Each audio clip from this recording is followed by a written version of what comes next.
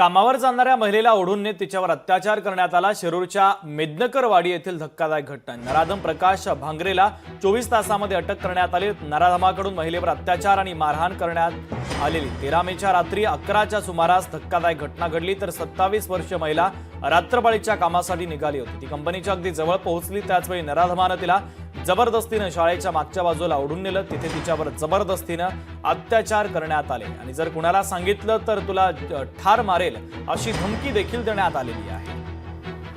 ही घटना समजल्यानंतर तात्काळ त्याच्यामध्ये गुन्हा दाखल करण्यात आला आणि पिंपरी चिंचवडच्या गुन्हे शाखेची 7 ते 8 पथकं आणि स्थानिक Mhalunge police station, Chakan police station, Mhalunge police station या ठिकाणची 4 पथकं अशा संपूर्ण टीमने कंटिन्युअसली जवळजवळ 18 ते 19 तास त्या ठिकाणी तपास करून सर्व तांत्रिक मुद्द्यांच्या आधारे तांत्रिक विश्लेषण करून काल संध्याकाळी आम्ही त्या आरोपीला ताब्यात घेतलं।